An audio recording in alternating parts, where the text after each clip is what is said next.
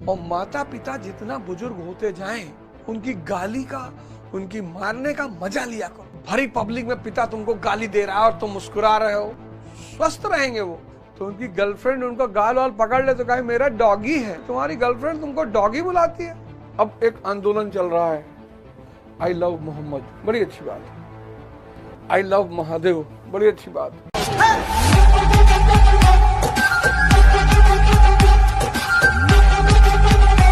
पाखंडी होके मरना, अगले जन्म में फिर वही पाखंड से जीवन शुरू। लेकिन अगर आपने अध्यात्म की दुनिया में क्लास 5 पास कर लिया है, तो अगले जीवन में आप 6 से शुरू करोगे। ये जितने पाखंडी है ना, इनके जीवन के दुष्परिणामों का आप अंदाजा नहीं लगा सकते कि इनका क्या होगा, ये कहां जाएंगे, इनका परिणाम क्या होगा। आप एकदम मत डरो, आप सुबह उठने ही लगे हो, बहुत बड़ा परिवर्तन हो गया है। छोटे छोटे परिवर्तनों को नोट करो, वो आपका साहस बढ़ाएंगे। आप महीने भर में डेली चिकन खाते थे और अब हफ्ते में 1 बार खाते हो, अच्छा परिणाम है। आप डेली शराब पीते थे, अब हफ्ते में 2 दिन पीते हो, अच्छा परिणाम है। कोई भी चीज एक दिन में नहीं खत्म होगी। आप डेली 8 घंटा इंस्टाग्राम देखते थे, अब 1 घंटा देखते हो, अच्छा परिणाम है। इनको लिखो, इनको लिखो, देखो, हर 1 महीने बाद, 2 महीने बाद, 3 महीने बाद, ये तुम्हें उत्साह देंगे। इससे तुम्हें पता चलेगा कि तुम्हारे अंदर परिवर्तन हो रहा है। जब मां कहती है कुत्ता, प्रेम है। एक हमारे दोस्त है भी दिल्ली यूनिवर्सिटी में, तो उनकी गर्लफ्रेंड उनको गाल वाल पकड़ ले तो कहे मेरा डॉगी है। हम उनसे कहे एक दिन, खत्म हो बेटा, तुम्हारा अंत बहुत बुरा है। तुम्हारी गर्लफ्रेंड तुमको डॉगी बुलाती है, तो यार तुम जलते हो देख के, वो प्रेम में बुलाती है। हमने कहा प्रेम में माँ जो है ना, वो राजा बुलाती है, मेरा राजा बेटा।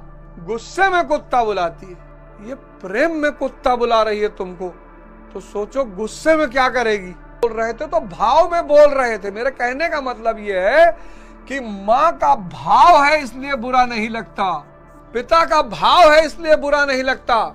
और माता पिता जितना बुजुर्ग होते जाएं, उनकी गाली का, उनकी मारने का मजा लिया करो। बीपी शुगर उनको होगा ही नहीं। तुम्हारी उम्र 40 साल, तुम्हारे पिता की उम्र 60 साल, भरी पब्लिक में पिता तुमको गाली दे रहा है और तुम मुस्कुरा रहे हो, स्वस्थ रहेंगे वो। एक बुजुर्ग माता पिता का सबसे बड़ा उपलब्धि पता क्या है? सबसे बड़ी सुख पता क्या है? कि वो अपने जवान बेटे को मारे और गाली दे। वो बेटा जो नौकरी कर रहा है, शादीशुदा है, बच्चे हैं, लेकिन उसी की नकल करके अगर पड़ोसी ने दे दिया तो 307 हो जाएगा, 302 भी हो सकता है। अध्यात्म की दुनिया में कक्षा 5 पास करके मरे तो अगली बार 6 में एडमिशन मिलेगा। अध्यात्म के बीज का कभी विनाश नहीं होता। पाखंडी पर चर्चा की उन्होंने। भय प्रकृति में है, परमात्मा में नहीं है। परमात्मा तो सृजन करता है ना, उसने निर्माण किया, सबको बनाया, उसमें भय कैसे हो सकता है? पाखंडियों की संख्या बहुत ज्यादा है। एक तो समझ नहीं पाते इसलिए है, दूसरा सम्मान पाने के लिए है।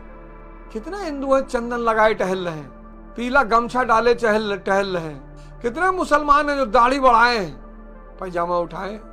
उनको देखने मात्र से सामने वाले को ऐसा एहसास होता है कि धार्मिक है। इस सम्मान की प्राप्ति की जो लालसा है, वो व्यक्ति को पाखंडी बनने में बड़ा मदद करती है। ताड़ना मतलब नजर, वह ताड़त है। मैंने कहा ना कि आप एक महीने में आप 30 दिन शराब पीते थे, अब 15 दिन पी रहे। सुधार है महाराज, ये बहुत सुधार है।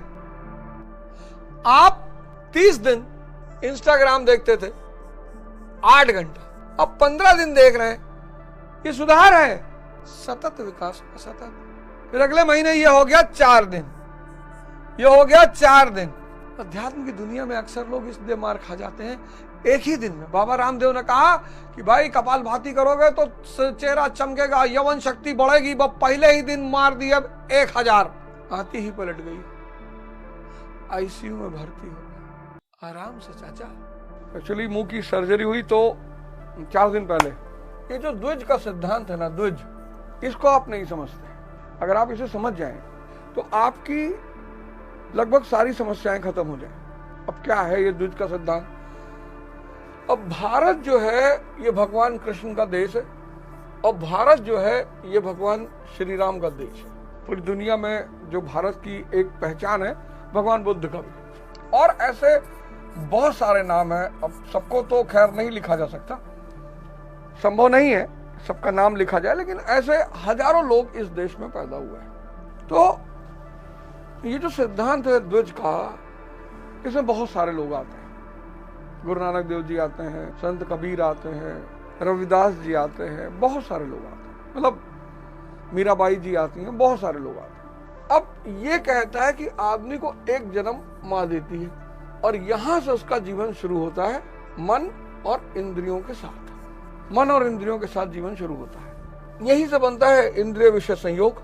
देखिए कबीरदास जी ने क्या लिखा, मन के मते न चलिए, मन के मते अनेक, जो मन पर असवार है वह साधु कोई एक। अब एक आंदोलन चल रहा है, आई लव मोहम्मद, बड़ी अच्छी बात, आई लव महादेव, बड़ी अच्छी बात, लेकिन सिख भाइयों को देखो, अपने गुरु को प्यार करते हैं तो गुरु के नाम पर कितनी सेवा करते हैं, और सेवा में न जाति को देखते हैं, न धर्म को देखते हैं, न क्षेत्र को देखते हैं।